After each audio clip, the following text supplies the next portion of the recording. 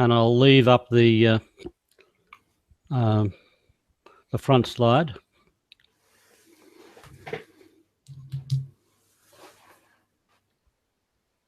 Yeah, now I can't see a PowerPoint at this stage. You can't? No. Well, it says I'm live, and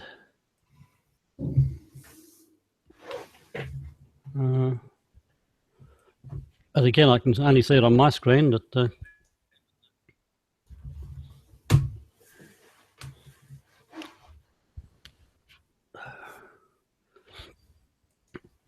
and nine people on board now. Yeah, they'll come up. Yeah. Okay, welcome everybody to today's webinar. I'm Michael Voss. We welcome today Adam Gordon, the Profits Leak Detective, who's going to talk to us shortly about Fast Track to Cash, on how to enjoy a cash boost of $10,000 or more to your bank account within 8 weeks. For the last 28 years, Adam has run a business consultancy practice, assisting small businesses to put more cash in their bank by improving their profitability, giving them control of their business, and bring some more balance to their lives. And, well, we could all do with that. He assists small to medium businesses who are struggling with cash flow, profitability, and available management time. And small to medium enterprises who know they work hard, they're good operators in their area of expertise, but they're always short of cash and don't have time to enjoy what they do. They're always busy, they lack the time to identify the key constraints on them and their business. Businesses he's worked with range from engineering, manufacturing, transport, tourism, IT, power generation, ship repair, construction, repairs and maintenance, to catering and conference and event management. The list goes on and on. Common theme is that they are largely established by people with good technical skills and expertise, but who find themselves struggling with cash flow, profitability and time, and in areas in which they haven't had the time or the opportunity to develop expertise. The techniques and skills that Adam brings to bear are built on all those years identifying issues that drain cash from small businesses and finding solutions to plug those profit leaks. Adam's done some interesting things over the years, and I noticed at 15 years of age, he's done aerobatics in a Vampire aircraft, which sounds pretty exciting. And he's even ridden a 1969 Triumph Trophy from Sri Lanka to England, of all things. I don't know why he did that. And I'm sure now, Adam, the Vampire's in a museum somewhere, but I think you've still got that motorbike, haven't you? I've still got the motorbike, yes. There are Vampires in the museum. They look awfully small when you see them these days, but yes, I've still got the bike. Just an issue here, Michael. I've got a few people saying that they can see icons, but they can't see my presentation. Yeah, okay. Can you just double check your screen? Yeah, what I'll do, I'll just get out of this for a second and check that I'm actually broadcasting. You are broadcasting. You are broadcasting, but can you go into your green box on screen share and just check you're sharing the correct screen? All right.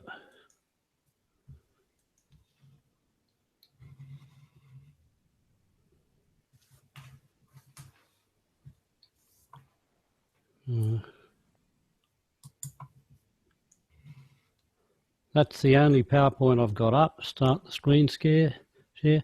I wonder if I'm in presentation. Yeah, there it is. Hang on. No, you've done it perfectly. That's it. Yep. That's what we want to see. Yep. Rachel, John, anybody else who commented, can you see the presentation now? Just type in yes or something like that. Yeah, just sorry about the logistics, folks. Can you just say yes if you can hear us okay, and you can see a PowerPoint slideshow presentation screen which says "G'day" on the top of it. Yep. Yeah, John says yes. Rachel says yes. Brenda, but blurry. Yeah, Brenda, that's sometimes an issue with Webinar Jam. It often depends on whether you're on Wi-Fi or cable in terms of bandwidth. Yeah, and it may well be, Brenda, if you can you check to make sure that you've got any non-essential use of the internet switched off. If you use VoIP phones or anything like that, or if you've got Dropbox and other things, other applications that might be stealing time. Unfortunately, Windows have done a massive update over the last wee while, and yesterday we had all sorts of problems, but I'm sure it was because of the background updates of software going on in the background, those sorts of things. Okay, over to you, Adam. Right up. Thank you very much. So welcome everybody to this presentation. Obviously, most of you know how to interact today. You've got a question or comment, you just type it into the chat box there at the bottom, and we can all see it. Keep your questions coming. I'll try and answer them as we go, if possible. But if not, I'll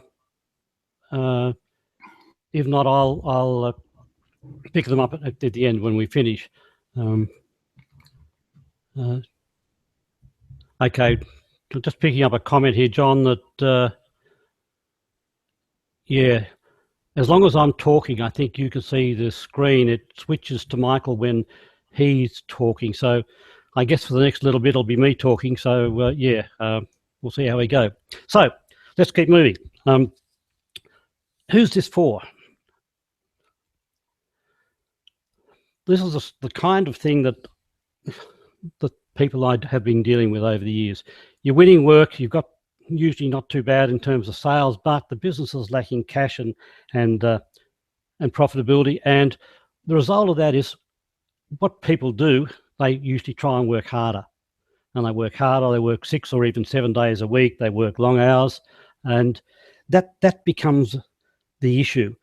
So what I try and do is find out why the cash is not there, why the profits are not there, and see if we can plug those holes. So who do I work with? I usually like to work with businesses who have been in business for a few years, not just startups, because startups have still got things to learn, so much to learn. So 5 years, usually in Australia or New Zealand.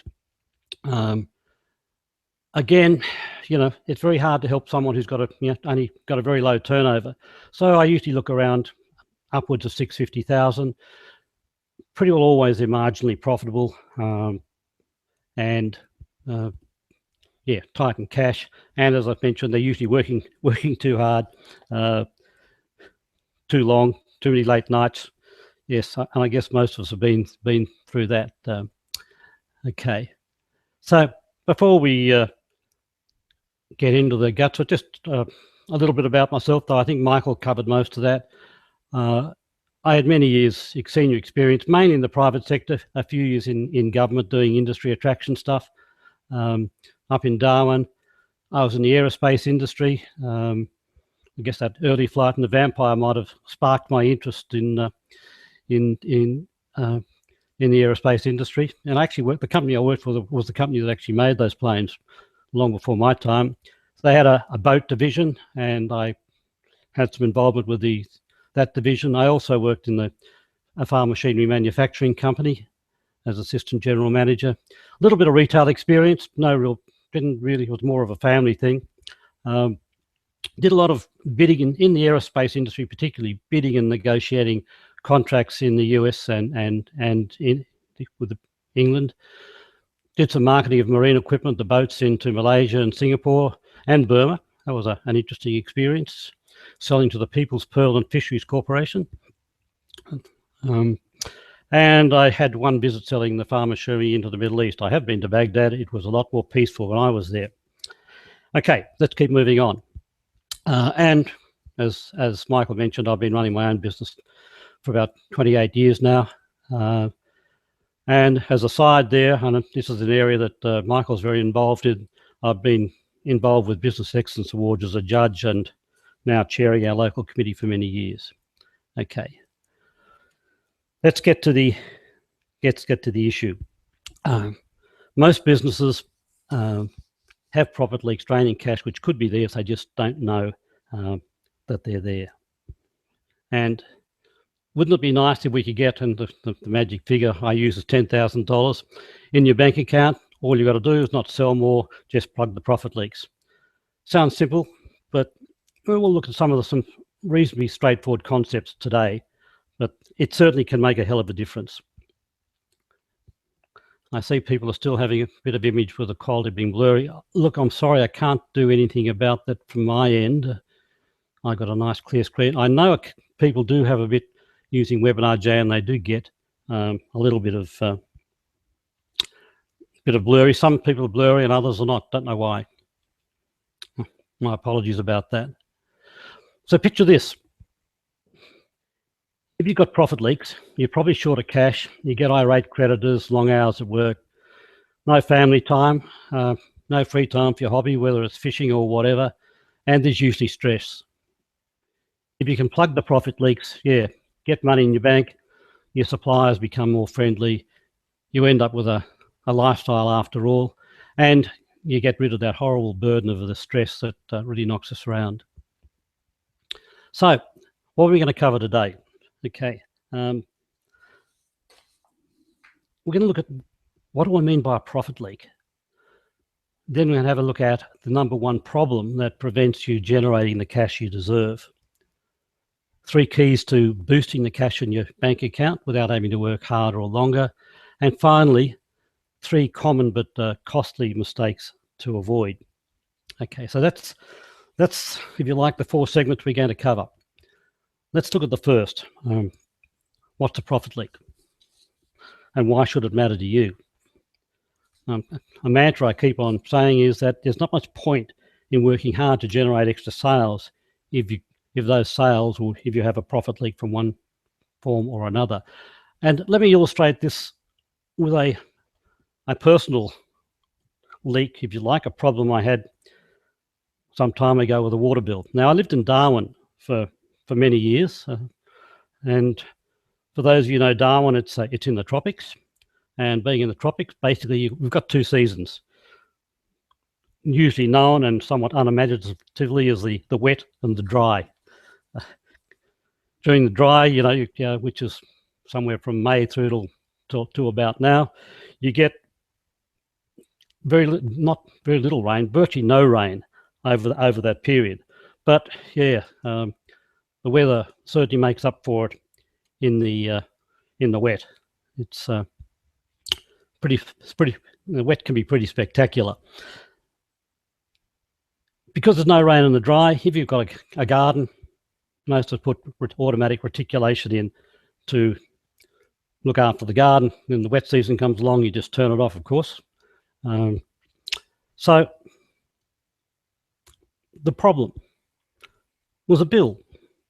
Now, it was a wet season bill when it should have been minimal, a water bill. And it was actually double what it should have been, double the norm for a wet season bill. So it was, a real ouch, if you like. But why was it so? I couldn't find any leaking taps. There were no leaking loos, no leaking taps either inside or out, and couldn't see an obvious green patch in the garden because, as I say, it was a wet season, so everything's green. And so how did I find it? In the end, it was pure luck. I suppose I would have found it eventually if I'd carried out a careful examination or waited till the dry season to come around, but finding things by accident is just not good enough. And what happened in this case, I just happened to step into a very mushy bit of ground in the garden one day, and underneath the mushy bit of ground was a split pipe, and that's where all the water was going and the dollars with it. And so, yes, the only way I knew it was a problem was because I got a bill that was unexpected. Okay, and that's the problem. If you don't know your profits in business, that's the problem in business. If you don't know your profits are leaking, how do you plug the leak? Sometimes you've got a problem, right? There's a particular line or an activity or something that's obviously costing you money, and if you can see it, you can do something about it, and most businesses do. But what about the times when you don't know that profits are leaking, and you don't know until you get the quarterly or half yearly, or even worse, and I've seen businesses do this, only get annual figures, because by then it's too late, isn't it? You know, the profits are gone, the cash is gone. Sure, you'll go and investigate, find the problem, and fix it, but it's too late. What's gone is gone. So that's what I call a profit leak. Something that's costing you money, costing you cash, and you don't know it's actually occurring. Okay, what's the number one problem that prevents you generating the cash you deserve? It could be sales, and if those sales are leaking profits, then pouring in more water isn't going to help much, is it? So maybe we've got to do something else.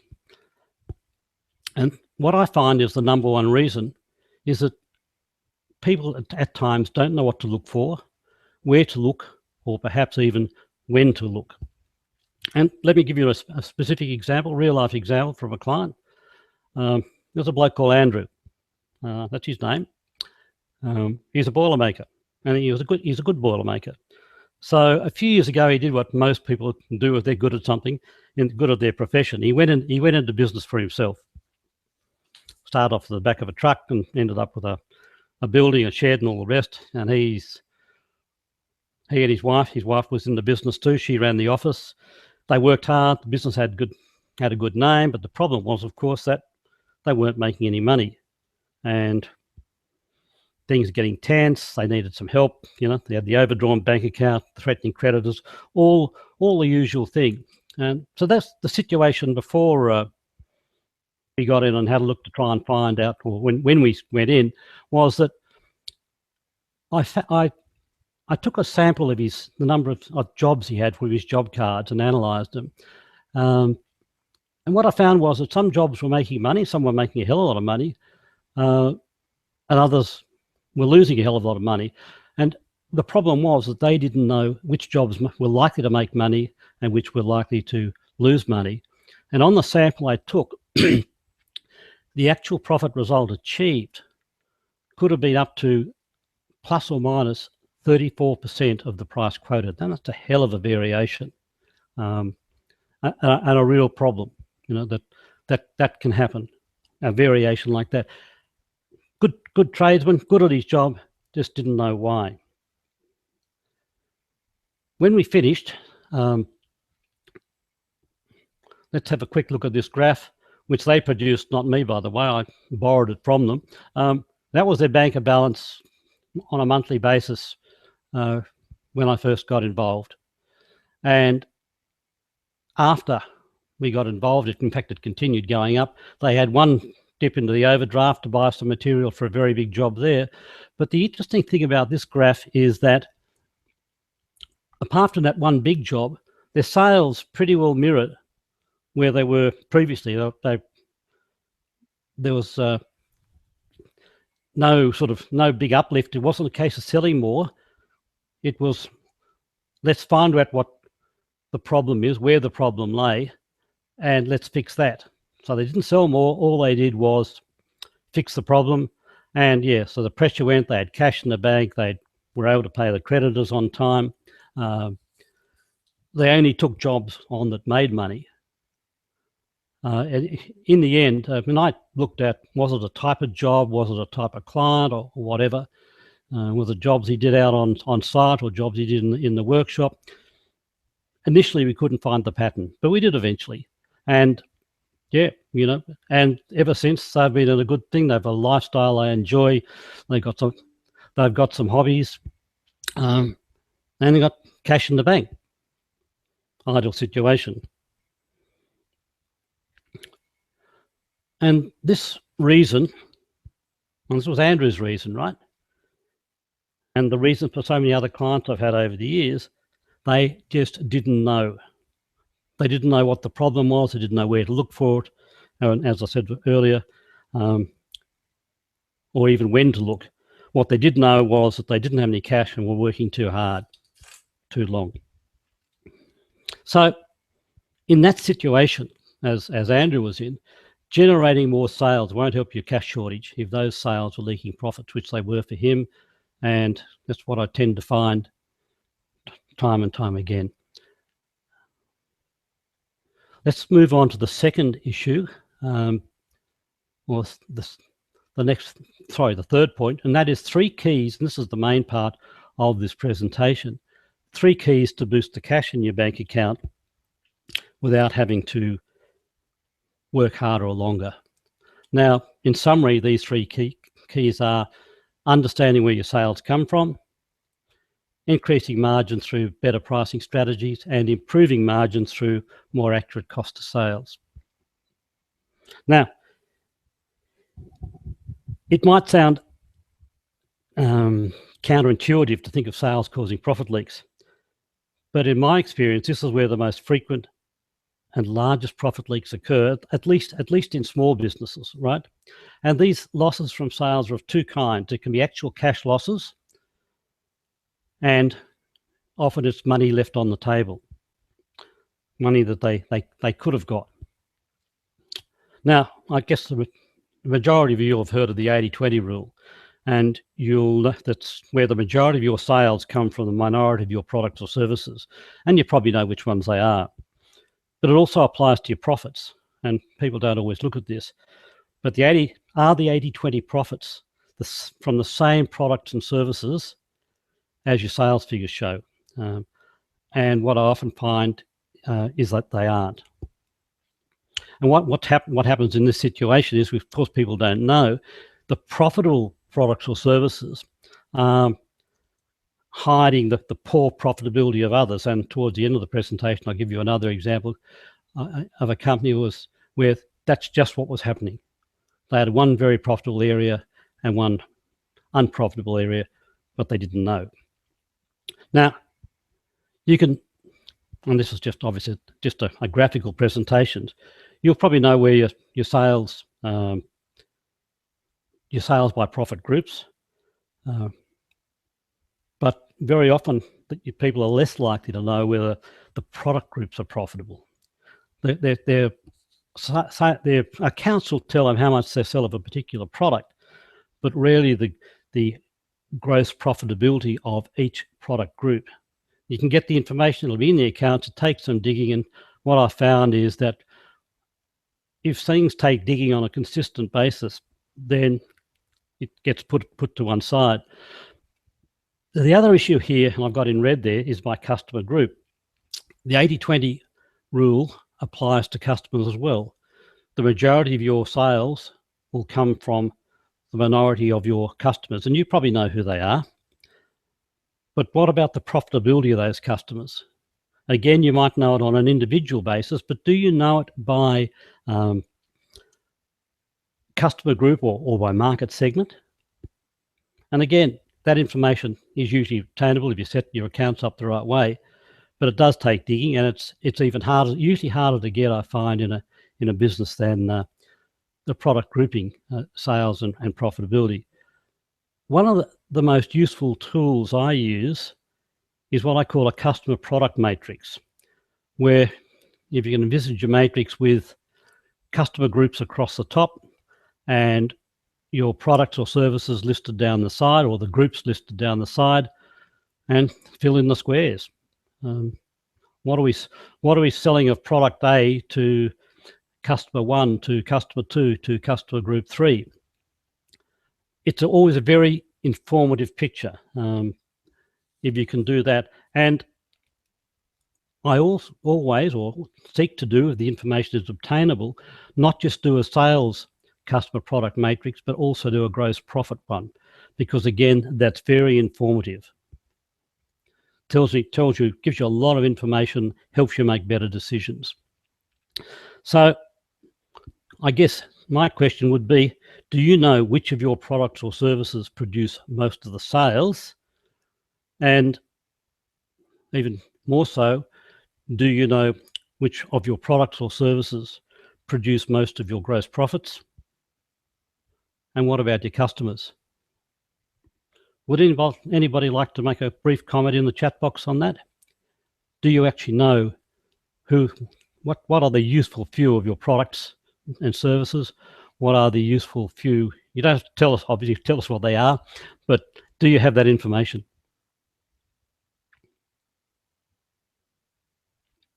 Any comments? Excuse me, a sip of water. Okay, I'll keep moving along.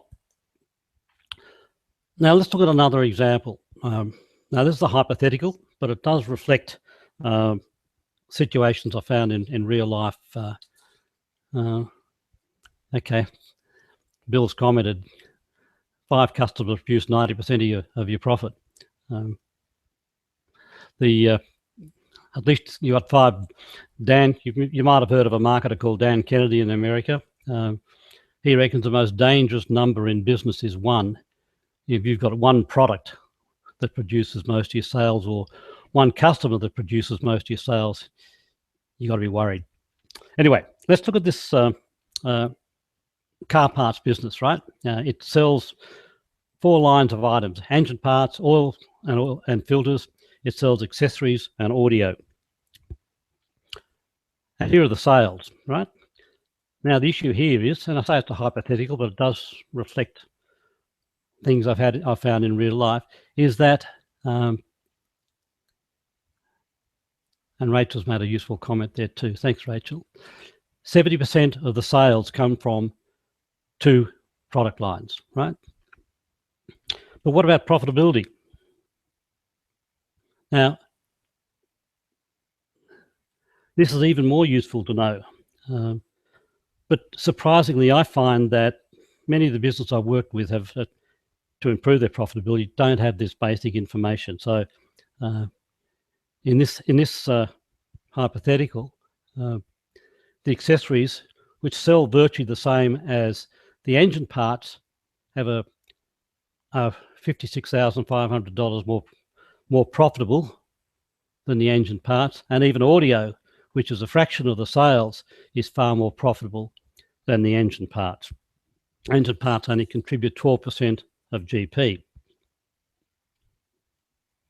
The 80-20 rule gives us a different picture when we look at the profitability as against the sales. It helps you make useful decisions that you wouldn't necessarily make if you didn't have that information. So I like to drill down using the 80-20 rule. But what we need to do is go and look at the customers, right? So in our little example here, we sell to mechanics, individuals, not-for-profits, to government, and if you like that, always broad group of other. Where would you get that information? You know, you can get it from your accounts. All accounting packages I know produce a list of customers and sales to them, but the trick is to actually group them into, if you can, into the market segments or whatever your natural customer groups are. So let's look at what you might learn by getting into this. Okay, so we've now added the know where the sales come from. Okay, we know it comes from, the sales come from 32% from mechanics and 32% from individuals. Now, one of the issues here, and why it's important to know, just think about it. A mechanic is probably running a small business. An individual is just an individual, right? So we usually need a different marketing message for a business, for an individual. Not always, but often it's a different marketing message, and we have a different way of accessing them, right? Where should this business concentrate if it wants to increase its profits and cash flow, right? If they want to do something now, where would they do it? So let's go back to our profitability table, right? So the money, if you like, the money's come from accessories and audio. And who buys accessories and audio? And by the way, this is obviously what I call a customer product matrix. The majority of profits come from accessories and audio, and they are sold to individuals. Once you've got information like that, can you see how it would inform you and help you make a different decision? concentrating on sales to the mechanics is a profit leak in essence, because they could be because it doesn't make as much money or as could be. As you can't, Ranjita saying can't read them most of the time. Can't do it directly online as I'm going, Ranjita. I'll see what we can do to get some of this information to you after we finish. Maybe I can. I'll have your email address on as you registered. Maybe I can send some of this information to you so you can see it. Yeah. After the seminar, yes, Ranjit, we'll do that. Okay, so you got to make a different decision, aren't you? Having that information. If you wanted to get some cash flow going now, you'd be concentrating on marketing accessories and audios to individuals and not engine parts to mechanics, for instance. It's not going to produce a lot of instant cash for you. So it's a case of, as I mentioned earlier, where the more profitable lines are hiding the lack of profits in some of the other lines or lower profits. Some of those sales might be low margins, some might even be losses. Now these are just rounded figures, but if their current average monthly sales are 41,000 odd, their GP's nearly 14,000. If they ditched the engine parts and oil filters and concentrate on accessories and audio, then they'd lose the GP from those other areas, but gain 11,000 from accessories and audio. Net gain of 8,325. Now, okay, hypothetical. And they, in a business like that, you probably wouldn't ditch your engine parts and things like that, but you would certainly concentrate, if you needed to improve things in the short term, you'd certainly concentrate on doing a very targeted pitch to the individual market. Okay, so in your own business, that's the point. Do you have that information, that kind of information about not just the sales, but the profitability of your lines to different customer groups that you may have? Let's move on to the second key, increasing gross profit margins. Now, remember, as a small business owner, you don't have the opportunities to increase profits and cash by significantly increasing sales through low margins. You're not a Woolworths or a Coles or any of the discount chains who do that. They discount to increase the volume of sales. We don't, in small business, even small and medium businesses, don't have the opportunity to do that. What you have to do is increase the profit in your sales. And that means, and one of the keys to do that is to actually increase your margins. It's an issue of pricing. Can you increase your margins, right? So if you're in a commodity market, price is the only thing you can use to differentiate your product. You can't do anything about it. If you're not in a commodity market, and most small businesses aren't, then you've got opportunities for adding value and increasing prices. When I was in the farm machinery business, our sales team always hated the prices going up, and my old boss would just growl they could always stand a price rise, and he was always right. Every time we didn't lose sales from increasing prices. So key thing here is differentiate or die. Okay, when you rely on price alone as your only weapon in the marketplace, the only way they can go down is down.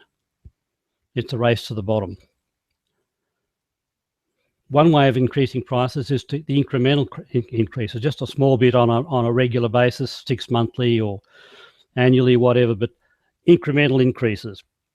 Incremental increases usually means you can increase the value of your sale without losing sales volume. And just remember, if you don't lose the sales, that extra margin just goes straight through to the bottom line. Right? Makes a real difference. The other thing to take into account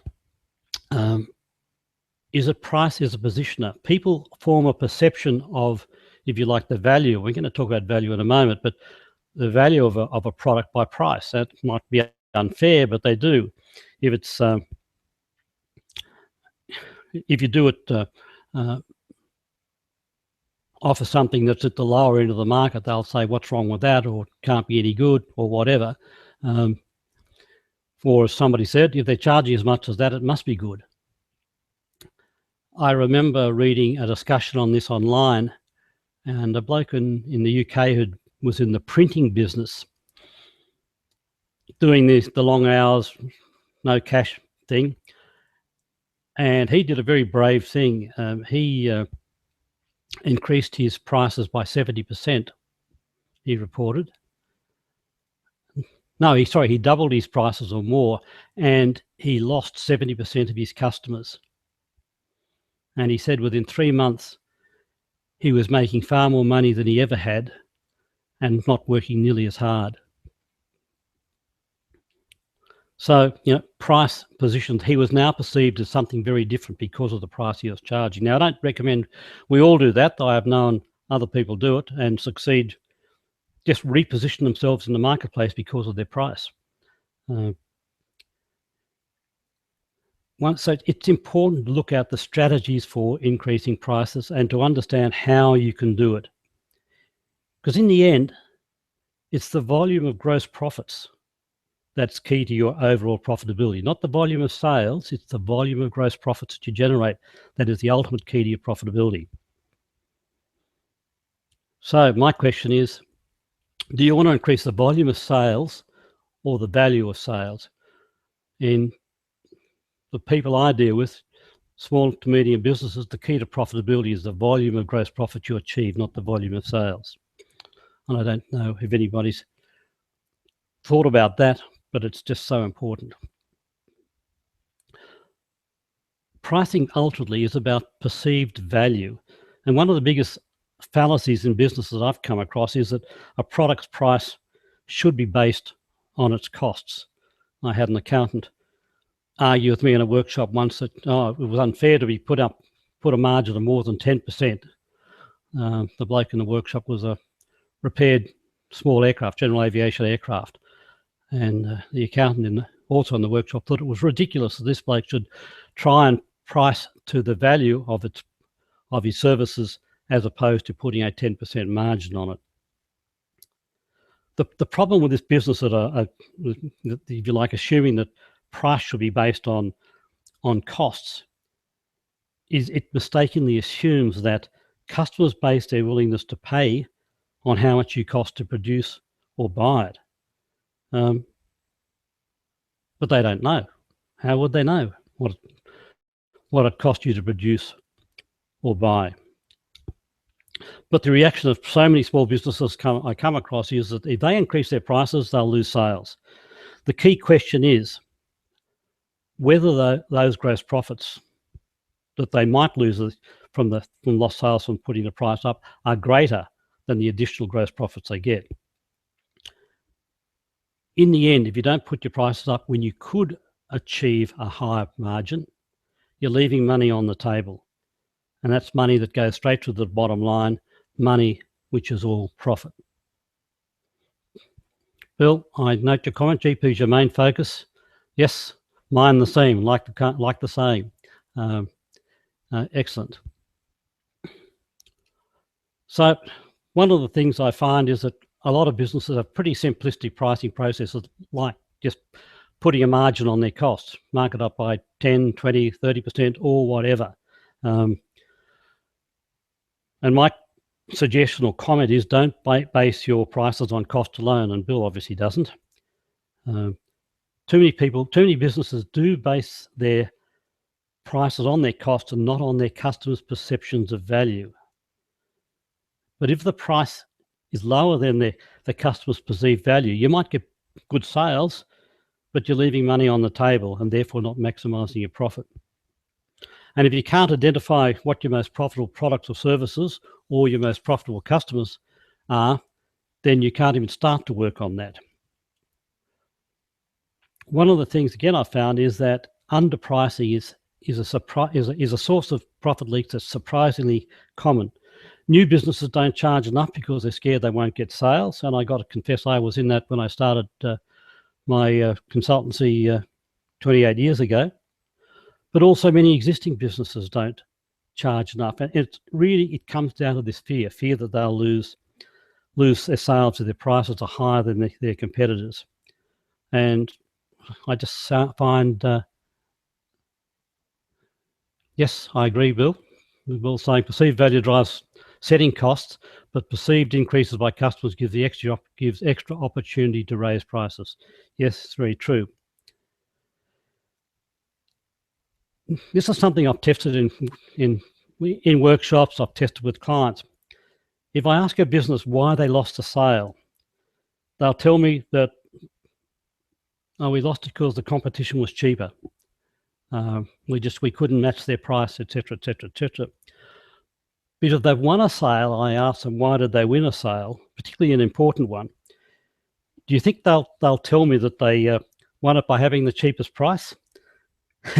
You could bet that they'll tell you they won by it was the superior quality of their product, their service, the relationship they developed with the customer, all those things. If they win, it's not about price, it's about those other value-adding factors. Right. Underpricing positions you as a commodity. Simply charging less than your competitors is not a strategy, and as I say, it can lead to disaster because there's only one. When you're going to fight on price, everything's got to go down. So sell on quality, sell on expertise, sell on your knowledge. That's what determines the real value. Now you might have seen this, but Bill obviously recognised it from his comments there. The key is perceived value, and value basically is an equation where the customer, the prospective customer, sums up the benefits provided by your product or services minus what they've got to pay for it. Okay. You need to understand value from the customer's eyes, not your eyes, right? And that's where there's this whole issue of providing benefits. You need to translate the features of your product or services into the actual benefits that it provides the customers, because that's what they're going to make their judgment on, what it does for them. And if you increase the benefits from your product's use, then you can price the value goes up, you increase your price further. Whether you do it through bonuses or added features or whatever, increase the benefits and you can increase your prices. And as I've got there, price is only an issue when value remains a mystery. So it pays through to think through your pricing strategy as much as possible and to look at the value equation, not just the cost side of things. The third key is what I call improving the margin, and that's through having a more accurate cost of sales. One of the problems many small businesses have is that the customer who incurs the cost doesn't always pay them. All the customers do. And that's not an issue for your bookkeeper or your accountant. It's a management issue for you as the owner or manager of the business. Now, there are, of course, other ways of getting better margins than just increasing the prices. And that is recovering all those variable costs, that is the direct costs that may be incurred against a sale but are not recovered, and reduce. So you've got to recover all those variable costs, but you also must reduce them. Now, despite what I said earlier, my starting point in pricing is always costs. Unless you know and understand your costs, you can't really determine your gross profit margin. Now, that doesn't mean basing your price on those costs, but not knowing the costs means that you've got no control over your profits. I wrote an article about this once. It's a little bit like that childhood game of pinning the tail on the donkey. You first have to know where the ass's arse is before you can successfully pin it. So Remember, your costs have got two elements. You'll know there's the variable cost associated with what you sell and the fixed cost of your overheads. My point is you need to recover all of your variable costs associated with each sale and not have them buried or mistakenly put into the fixed cost. I know it sounds contradictory, increase and reduce, but what do I mean by that?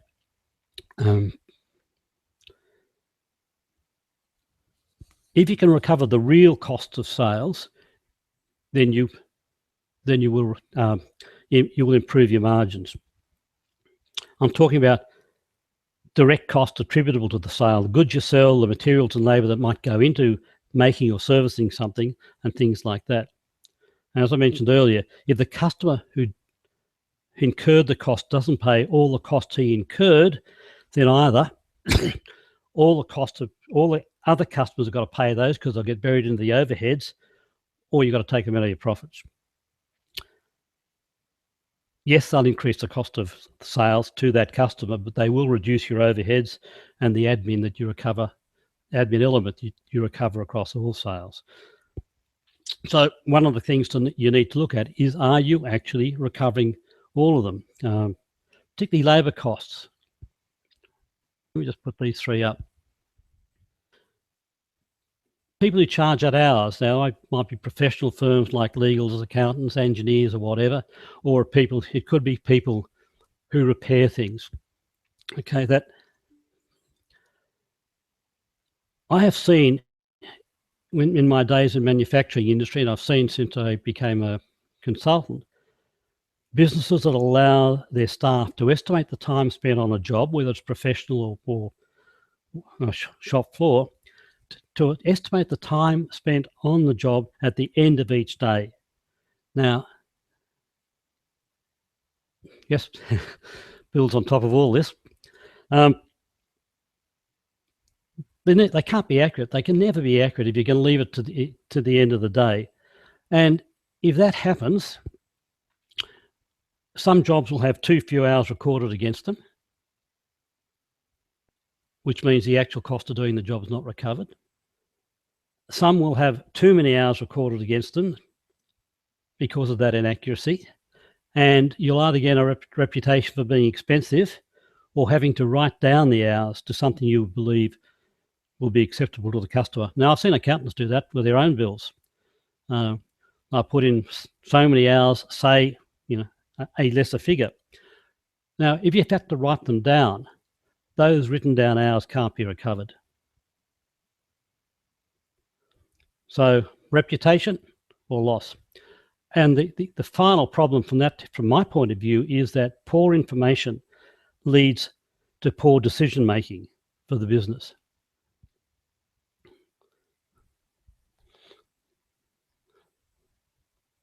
Bill, I'm going to have to capture all your comments. They're spot on. Poor information, poor decision making, and you don't know which areas of the business perform best or have the biggest opportunity for improvement. I think that's a real issue. And here's just some small examples that I've come across. Just take the top one, handling. The client serves small engines, be they ride-on mowers or boat engines or whatever. The engines usually came in by a truck, so they had to be taken from the truck, taken to the workshop, unpacked, repaired, packed, taken back out the truck, reloaded. If no items come in, there's no handling. So where should he recover the time involved? I asked this bloke why he was ignoring it. He wasn't recovering it. He said, oh, look, it's only about 15 minutes a job. So just think about that. If it's, say, if a person did 4 jobs a day, right? That's an hour's unrecovered cost per day, 5 hours a week. If he was charging, say, $100 an hour for the service work, that's $500 per week not recovered, for which he's paying his workers wages and on costs. Obviously. But he wasn't recovering it. He didn't think it was worthwhile looking at. Then there's things like shop floor consumables. Now, most repair and jobbing shops have a range of things that they use on a daily basis, whether it's cleaning rags and aids or nuts and bolts, or if you're a vet practice, they're gloves and sterilising items and things like that. If you don't recover them directly against the job, they become an overhead costs. Got to be recovered out of expenses, thereby reducing their profit. Clients do recognise them, and I've seen clients. I had my clients just put a small percentage on the invoice, somewhere between 1% and 3%, and there never seems to be a quibble about recovering those consumable costs in that way. You can't identify them specifically, but they are a cost. Same with freight. Freight costs may be incurred on incoming items that you're stocking, or raw materials, or items for sale, or whatever, right? They might also be incurred in delivering products to customers. I usually find that delivery back to the customer is charged, but when I get the accounts from accountants from my clients, freight, the incoming freight, I often find buried in the overheads and not against the cost of the goods. To my mind, it's part of the cost of that item, be it a repair item, be it raw materials or whatever. It's a direct cost directly associated with that item. If you don't recover them, you lose your margin, right? So always try and recover those. Another way of reducing the cost of sales, another area, or three other areas, is one, better purchasing. So often we have a supplier we've been using for a while, and we stop to negotiate better prices. How often do you check that your suppliers are giving you the best prices? Or how long has it since you tested by getting quotations from other people? Are there alternative materials? Are there alternative suppliers out there? Whatever. It's the same with processes. If you can reduce the time it takes to do the job by simplifying the process or taking some steps out of it, you're going to create less time on the job and still provide the same value. I was talking to a client this morning who's looking at who makes a health product, and he's looking at taking a complete major step by changing the way his product is manufactured, taking a complete major step out of that process. Now that's going to improve his margins inevitably. His product is still going to have the same value, but yeah, a much reduced, much simpler process. And the problem is, of course, the longer we've been doing the job the same way, the more likely there are to be opportunities to improve the process. And it's the same with mistakes. When we make a mistake, there are two problems, right? There's the additional time and or materials, if necessary, to get that product right and keep the customer happy. And then there's the opportunity cost of the sale that you could be making while you were fixing the mistake. And that's why, if you like, continuous improvement, business excellence, that Michael specialises in, makes such a difference, right? If we can reduce the number of mistakes we make, then we'll improve our margins. So my point, in summary, working on your gross profit margin may offer greater returns for less effort than chasing increased sales. It will almost always deliver more cash through better margins. Right, so what do we look at in this section? Understanding where your sales come from and your profits, increasing margins through better pricing strategies, and improving margins through more accurate cost of sales. Okay, let's move on to the final area. 3 common but costly mistakes to avoid. I'll quickly put them up and we'll just go briefly through them individually. One is to ignore the problem and hope it'll solve itself. The second one is taking action but trying to do it yourself. And the third one is taking action but the wrong action. So with this one. Don't worry, be happy. What's the cost of doing nothing? You spotted the leak, you know there's a problem, or you know there's a problem without knowing where the leak is. But if you do nothing, that leak is going to continue, or those leaks are going to continue. No change, no pain, no gain. What's the cost of doing nothing? It's a continuation of that pain. It's leaving money on the table or leaking from your business when it should be in your bank account. So closing your eyes, closing your ears, if you like, to my mind, is a costly mistake. Then there's taking action yourself to fix a leak. And I'm sure we've all suffered from this. You go to a workshop, you go to a seminar or a webinar for that matter, you get some ideas and you think, I can do this. Then things happen. Chaos rears its usual head, right? You've got busy with meetings, emails, clients, there's a problem to be solved. All those good ideas then become a little bit like water between your fingers. The opportunity disappears. And then you just get busy. It happens to all of us. So the leaks continue, as does the pain. The third mistake is that we think we can do it ourselves and we charge out to have a go.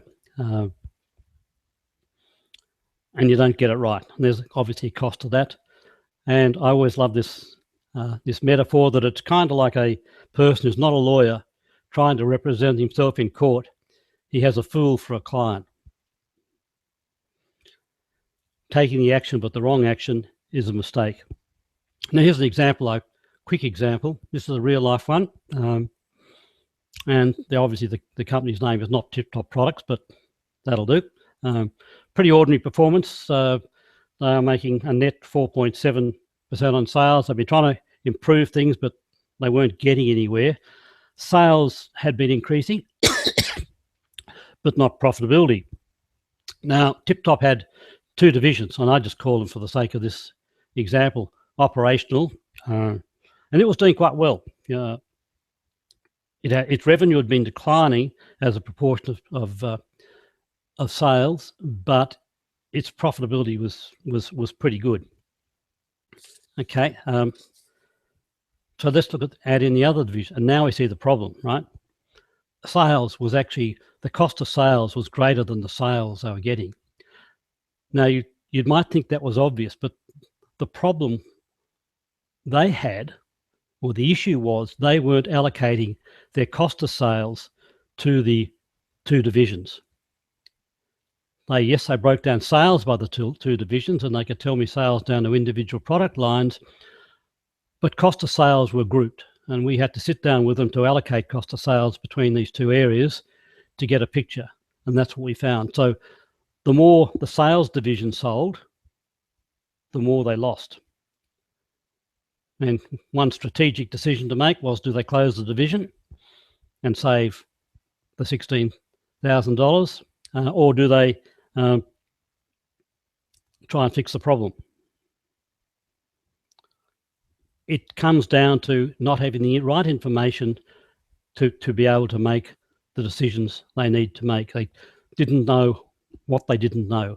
It always amazed me. In fact, the other thing that really amazed me about this company was that the number two person was an ex-bank Johnny, and he should have had the nous, one would have thought, to get a more accurate handle on their costs. Okay, so they called us in to help fix their problem. We found that, and they're able to solve it. They're still around. But my comment is, would I fix my plumbing problems myself, as I would no sooner do that than try and rep myself in court, because I don't know it, don't know how to do it. I would certainly not try and fix my own profit leaks in that situation. And what I did in Darwin, obviously I got a plumber in to fix that leak in the leaking tap. Sometimes you just need a specialist to help you. So, in summary, the three costly mistakes: just getting on with life and thinking it's going to solve itself, taking action, trying to do it yourself, getting busy and actually not doing anything, or finally taking action, but the wrong action. just about there, folks. So what did we cover today? We looked at what a profit leak is. When you're losing money, cash or profits, and you don't know you are, or you don't know where it is. And the number one problem is just that, not knowing what to look for or where to look.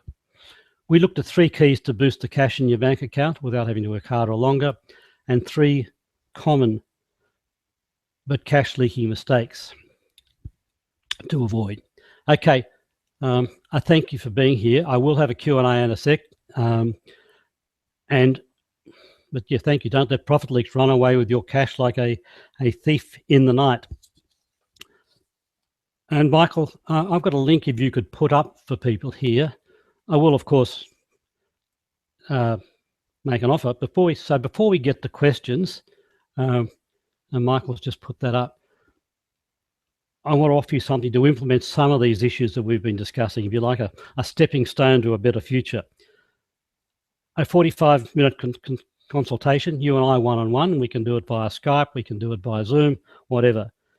I'm not having any expectations that you'll buy anything or that you'll go on a program or anything like that.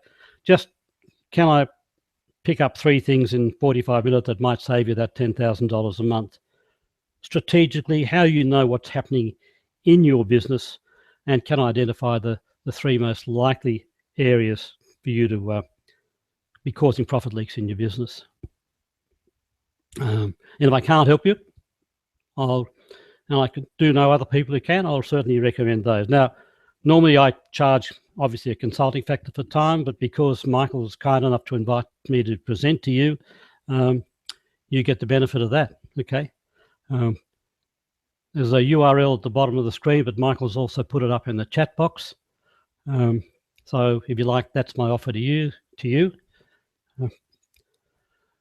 And with that, let's go to questions. Have people got questions that they'd like to put up? Or comments, for that matter. Bill's been giving a lot of very good, helpful stuff here.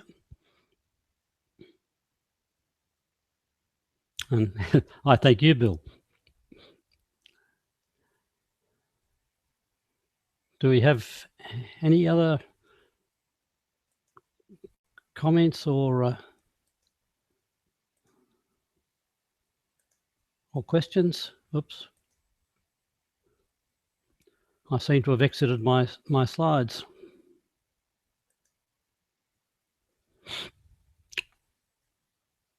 Any questions from anybody?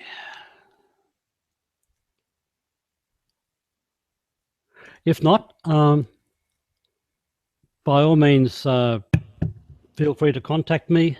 But thank you very much for being here. I hope you found that useful.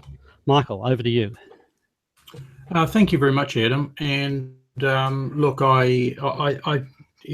this is the second time I've heard this presentation now, and I must say I've still got another page or so of notes. So yeah, and I would encourage you, please, anybody who's wanting to just sort out there and look at those leaks in their businesses. Some real good, valuable takeaways here, and I'd encourage you to take Adam up on his kind offer to have that 45-minute consult. You never know what comes up in your business until you speak to experts like Adam.